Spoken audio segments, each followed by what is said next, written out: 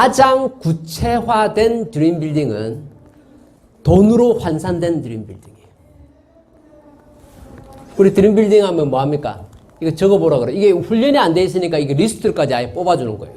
제가 사업 설명 자료에다 이렇게 집어넣어 놨잖아요. 예. 당신의 꿈은 무엇입니까? 엑스트라 인컴, 추가적인 수입을 원하십니까? 경제적인 독립을 원하십니까? 자기 자신의 사업을 갖고 싶으세요? 보다 많은 여유 시간을 갖고 싶으세요? 개인적인 성장을 원하십니까? 다른 사람에게 도움이 되는 걸 원하십니까? 또 새로운 사람들과의 만남을 원하세요? 네. 리타이어, 은퇴.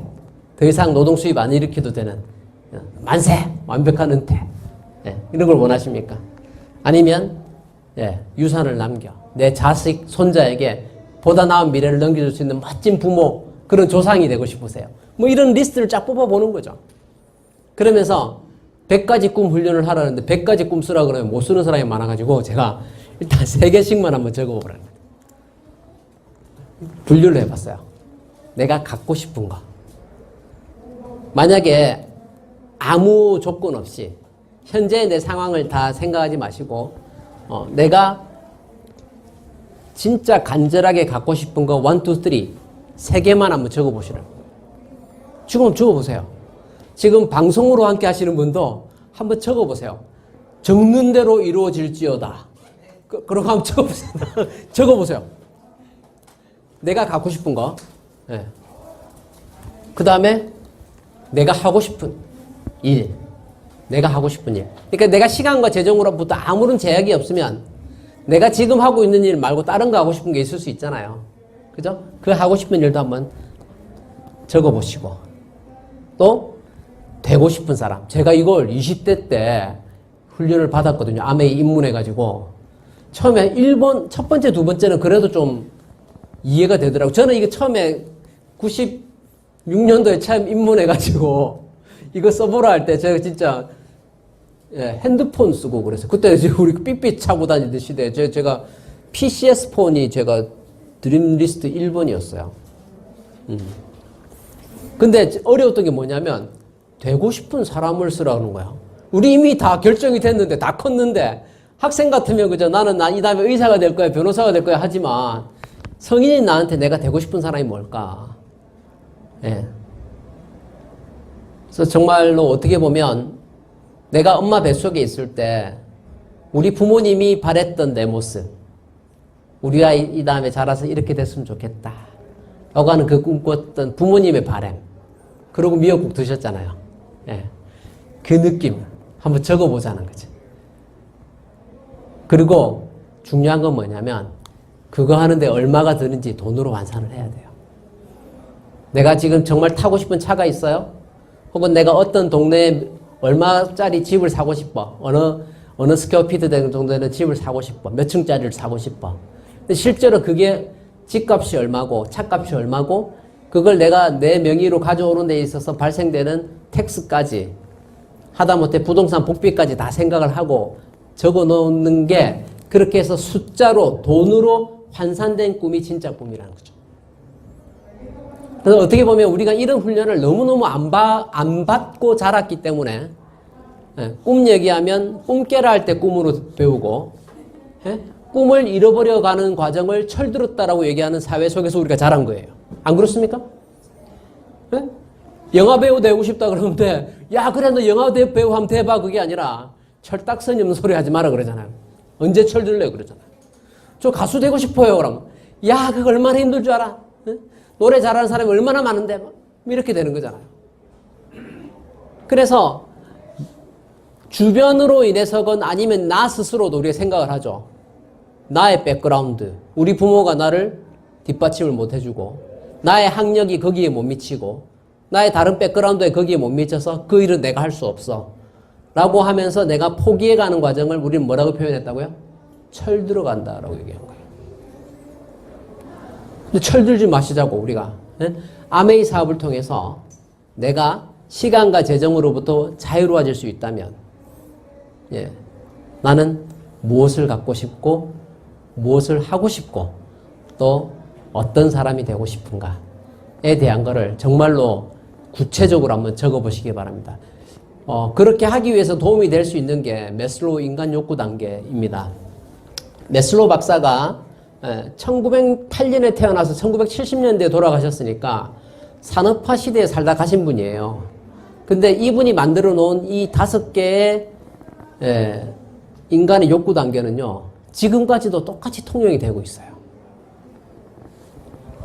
처음에는 제가 이걸 큰 의미를 모르고, 이게 지금 제 책에 있는 내용을, 매슬로우 박사의 인간 욕구 단계서를 제 책 아메리칸 드림 아메리칸 웨이에 그대로 가져와서 제가 제 생각을 좀 더 부연해서 쓴 거거든요.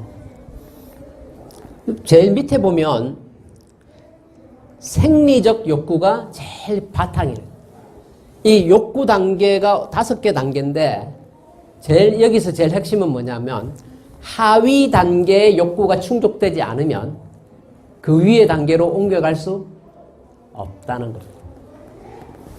그러니까 생리적 욕구니까 뭡니까? 의식주, 먹고 자는 게 해결이 안 된 사람들은 안전에 대한 욕구를 생각할 수가 없는 거죠. 그래서 값싼 좀 우범지대라도 범죄율이 높아도 혹은 학군이 안 좋아도 싼 동네에서 살아야 되는 거죠. 직업을 가져도 좀 리스크가 있어도 어때요? 먹고 살아야 되니까 위험한 일 하는 거죠. 산재 위험성이 있는 일들 있잖아요. 육체노동 하시는 분들. 네. 그런 게 다 생리적 욕구가 해결이 안 됐기 때문에 그렇습니다. 집단적으로 봤을 때 미국이라는 나라는 특히나 참 애매한 나라예요. 유럽의 노르웨이 같이 아예 이렇게 복지가 완벽한 나라도 아니면서 굉장히 어중간한 복지 레벨을 갖고 있고 중간층의 서민들이 의료비 지출이나 이런 거 잘못되면 굉장히 아예 그냥 그죠 안 좋은 상태로 가기 쉬운 나라 아닙니까? 그러니까 어떻게 보면 생리적 욕구를 완벽하게 해결한다는 게 정말 쉬운 일이 아닌 거죠. 네. 사회보장 비용을 가지고 우리가 소셜 받는 거 가지고 이 다음에 은퇴해가지고 그걸로 어떻게 이게 해결이 되겠습니까? 네. 그나마 다른 미국보다 훨씬 못 사는 나라들에 비하면 낫죠. 하지만 삶의 질을 생각하면 우리가 기본적인 국가에게 그걸 요구할 수는 없다는 말씀을 드리고 싶은 겁니다. 그래서 1번을 해결하는 거는 그러면 저는 이제 제 개인적으로 생각을 해보는 거죠. 아메이 사업에서 의식주에 대한 걱정을 안 하려면 생리적 욕구가 해결이 되려면 검소하게 산다고 치고 어느 정도 가면 먹고 사는 거 걱정 안 해야 될까? 딱 우리 마케팅 원리의 평균 수입으로 딱 따지면 파운더스 에메랄드는 돼야 돼요. 그렇지 않나요? 12만 불 좀 넘게 나오면 한 달 평균 잡아서 10,000불은 되는 거잖아요. 그렇죠? 그래서 그 10,000불이 만약에 노동 수입이 아니라 인쇄 수입이면 네, 아주 화려하게 살지 못해도 의식주의 기본을 해결할 수 있는 것이죠. 그죠? 그래서 저는 제 나름의 계산입니다. 우리 각자가 생각이 다르실 수 있지만 저의 기준, 저의 눈높이로 봤을 때는요. 생리적 욕구가 해결이 되려면 부양가족이 없는 싱글 아가씨야. 그러면 뭐 Q12 파운더스 플래티넘만 돼도 괜찮아요. 근데 일개 가정의 가구의 가장으로서의 인컴으로 본다면 at least 최소한 파운더스 에메랄드는 돼야 된다. 그리고 이제 안전에 대한 욕구를 먹고 사는 게 해결이 돼야 좀 더 좋은 동네, 좀 더 좋은 학군, 좀 더 안전한 내 가족, 내 이웃 생각하면서 살아갈 수 있는 게 안전에 대한 욕구가 그 다음 단계. 그래서 1, 2번을 해결하는 건 어떻게 보면 제 책의 첫 번째 제 서문의 자립에 대해서 되게 강력하게 표현을 했습니다. 그러니까 내가 삶을 마감하는 그 순간까지 인간의 존엄성을 훼손당하지 않고 마지막 순간까지 인간의 존엄성을 훼손당하지 않고 또 주변의 사람들, 내 다음 세대 일체의 심리적 경제적 부담을 주지 않고 마지막까지 살다 가는 걸 저는 자립이라고 해요. 네. 이 다음에 내가 할아버지 할머니 돼가지고 아프고 병들고 했을 때 내 자식 세대에 뭔가를 기대하는 삶 그런 거 안 하고 싶은 거지. 네. 저희 세대가 학자들이 그렇게 얘기하죠. 사회학자들이 부모를 부양하는 마지막 세대이면서 자식한테 버림받는 첫 번째 세대래요. 맞아요. 그죠? 우리는 저도 지금까지 계속 저희 부모님을 부양을 아버님은 돌아갔습니다만 어머니를 부양을 하고 있습니다만 한 번도 그게 부담이다라고 생각하지 않아. 나 당연한 나의 사명이라고 생각해요. 왜? 나를 이 땅에 태어나게 하신 부모님이니까 가시는 그 순간까지 내가 자식으로 할 수 있는 걸 다 해야 된다라고 생각하는 게 제 생각이에요. 그걸 뭐 공치사할 필요도 없고요. 그냥 난 자식 된 도리라고 생각하는 거예요. 저는 또 뭐 형편상 그 일을 좀 일찍 다 맡았어요. 예. 근데 그거의 10분의 1도 내 다음 세대에게 기대하지 않아요. 우리 아이는 굉장히 착합니다. 효녀예요. 하지만 그런 부분에 있어서 물론 그런 상황이 되면 어떻게 도와주려고 할 수 있겠지만 내가 원하지 않는다는 거지. 그런 의미에서 제가 자립을 말씀드리는 거예요. 생을 마감하는 그 순간까지 인간의 존엄성을 훼손당하지 않고 내 다음 세대에 일체 경제적, 심리적 부담을 주지 않고 마지막까지 삶의 질을 누리면서 하늘나라 가는 거예요. 그게 뭐다? 자립이다. 그렇게 해서 자립이 남 돕는 게 아니잖아요. 스스로 설립. 파운더스 에메랄드 이상 되셔야 그나마 두 발 딛고 서는 겁니다. 그리고 다이아몬드 이상 되셔야 다른 사람들한테, 내 주변 사람들에게, 그리고 좀 더 멀리 긍정적인 영향력을 끼칠 수 있는 것이죠. 제가 이걸 발견했어요. 책에서 요 내용은 책으로 읽고요. 이걸 분리하는 건지 제가 한 거예요. 구분을 한 게. 생리적 욕구와 안전의 욕구는 자립의 영역이고 사랑과 소속감이 세 번째거든요. 1, 2번이 안 된 사람이 사랑 따지고 소속감 따지고 막 이렇게 하는 것들은 철없는 짓인 거예요. 1번, 2번을 해결한 사람이 다른 사람한테 영향을 주는 거죠. 남을 사랑하고 내가 속해 있는 그 조직을 사랑하고 그 조직에 의해서 내가 뭔가를 하고 이런 거잖아요. 소속감. 그리고 명예, 마지막이 자아실현입니다. 그래서 이런 것들이 갖고 싶은 것, 하고 싶은 일, 되고 싶은 사람이 이 영역에서 움직여야 되는 것이죠. 그러면서 저의 기준으로 파운더스 에메랄드는 자립의 영역, 다이아몬드 이상, 수석, 더블, 트리플 가면서 우리는 점점 자아실현으로 가는 그런 삶을 살아가는 이런 일을 할 수 있다는 게 너무 좋지 않아요? 뭐예요? 계속 성장할 수 있다는 거예요. 육체적으로 우리가 성인이 되면 더 이상 성장을 멈추고요. 나이 먹을수록 칼슘 빠지면서 허리가 굽으니까 오히려 작아지잖아. 피부는 쪼글쪼글해지고. 정신적으로 성장할 수 있는 아메이 사업을 통해서 우리가 다른 사람들에게 처음에는 내가 자립하려고 내가 똑바로 서려고 했던 일인데요. 나의 자립이 다른 사람에게 긍정적인 영향을 미쳐요. 저는 27에 아메이 만나서 31살에 에메랄드 되고 직장 그만두고 1년 풀타임에서 33세 미국 나이로 33세 다이아몬드가 됐거든요. 제가 다른 사람 생각하고 한 거 아니에요. 직장인의 롤 모델이 되려고 제가 아메이를 한 사람이 아니에요. 저는요, 제가 자립하려고 한 거예요. 내가 똑바로 서야 나한테 기대어 있는 내 자녀와 내 부모를 내가 바로 서야 그분들이 나한테 기댈 수 있잖아요. 최소한의 자리. 그것 때문에 아메이를 했는데 다이아몬드가 되고 나니까요. 30대 초반에 다이아몬드를 해내고 그것도 직장을 다니면서 4년 반 부업. 그리고 1년 풀타임에서 다이아몬드를 딱 했더니 직장인들한테 롤 모델이 되더라고요. 나도 이영욱 사장처럼 되고 싶다는 직장인들이 너무너무 많았어요. 내가 그거 바라고 한 거 아닌데 그런 일이 일어나더라고요. 지금 우리가 기울이는 이 노력들이 우리 각자의 성공을 위해서 열심히 하고 있지만 그 결과는 다른 사람들에게 더 큰 영향을 줄 수 있다는 저는 그 가치를 보는 겁니다. 그게 우리의 되고 싶은 사람이라는 것이죠. 임마누엘 칸트가 이렇게 얘기했습니다. 인간이 미성숙한 것은 스스로에게 사리를 분별할 이성이 없어서가 아니라 그 이성을 사용할 용기가 없어서이다.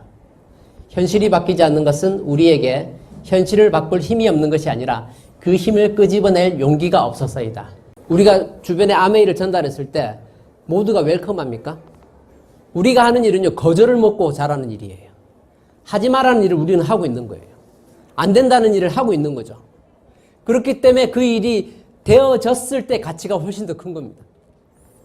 비록 우리는 각자가 스스로의 자리를 위해서 이 일을 열심히 하고 있지만 그 일에 대한 결과치는 우리가 상상할 수 있는 그 이상이 될 수 있다는 거죠. 용기가 행동으로 옮겨질 때 바위처럼 단단한 현실 변화의 문도 열릴 것이다.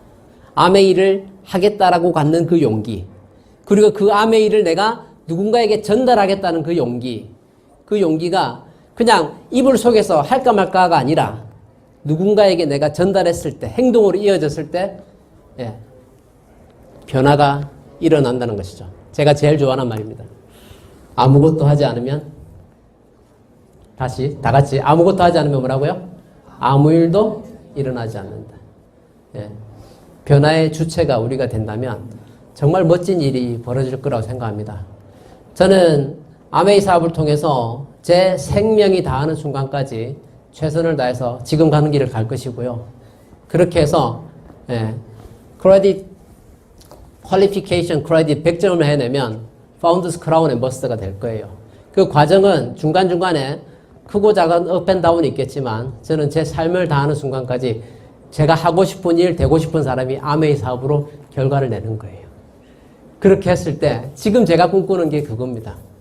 로자 파크스 때문에 궁극적으로는 오바마가 대통령이 될 수 있었던 것처럼 지금 우리가 최선을 다해서 하는 그 이 아메이 사업이 우리 다음 세대, 또 그 다음 세대에 더 큰 디딤돌이 될 수 있지 않을까. 저는 제가 평생을 다해서 이 사업을 할 것이고, 그리고 우리 다음 세대, 내 자녀가 아니어도 좋습니다. 우리 파트너의 자녀가이어도 좋습니다. 우리 다음 세대에 또 누군가가 내 어깨를 딛고 내 등을 밟고 더 높이 올라갈 수 있게 기꺼이 그들에게 어깨와 등을 내줄 수 있는 그런 리더가 되고 싶습니다. 아메이 사업을 통해서 우리는 내가 하고 싶은 일을 내가 하고 싶은 사람과 함께 하고 싶은 만큼 할 수 있는 자유가 주어져 있고요.